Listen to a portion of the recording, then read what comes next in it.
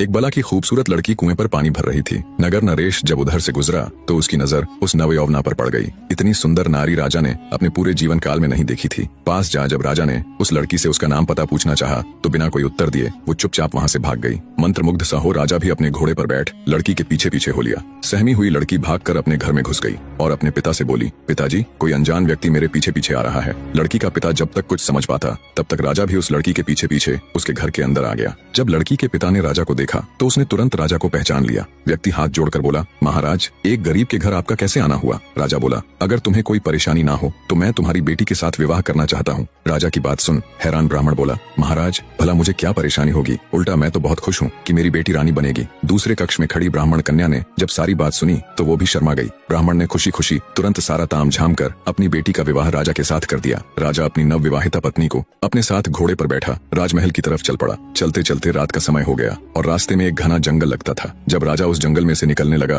तो ब्राह्मण कन्या बोली, महाराज, मुझे बहुत जोरों की प्यास लगी है। रानी की बात सुन राजा घोड़ा रोककर आसपास कोई पानी का कुआं, कोई झरना खोजने लगा। उसी जंगल में एक खूंखार आदमखोर दानव रहता था। जब भी कोई उस जंगल से गुजरता तो दानव को आदम यानी मनुष्य की महक आ जाती थी। कई दिनों के भूखे आदमखोर को जब मानव गंध आई तो वो खिल उठा और तेजी से गंध की दिशा में बढ़ने लगा। कुछ ही समय में दानव रानी के पास जा पहुंचा। रानी ने जब अपने सामने एक खूंखार आदमखोर दानव को देखा तो उसकी चीख निकल गई। पानी खोजने गया राजा रानी की चीख सुनते ही घबरा गया और तुरंत भागकर वापस आया। देखा तो उसकी नव विवाहिता पत्नी एक खूंखार दानव की कैद में है। राजा हाथ जोड़कर रानी को छोड़ने के लिए दानव के सामने मिन्नतें करने लगा। अब दानव तो कई दिनों का भूखा था, इसलिए उस पर राजा की मिन्नतों का कोई असर नहीं हुआ। तब राजा बोला, सुनो राक्षस, मैं इस नगर का राजा हूँ। अगर तुम मेरी पत्नी को छोड़ दोगे तो मैं हर सप्ताह तुम्हारे भोजन के लिए किसी हष्टपुष्ट व्यक्ति को तुम्हारे पास भेज दिया करूंगा। ये मेरा वचन है। दानव सोचने लगा, अगर मैं आज राजा की पत्नी को खा लेता हूँ तो मेरी सिर्फ आज की भूख मिटेगी, पर अगर मैं इसे छोड़ देता हूँ तो हर सप्ताह मुझे बैठे बिठाए ताजा स्वादिष्ट गोश्त खाने को मिलेगा। ये विचार कर दानव ने राजा की पत्नी को छोड़ दिया और बोला,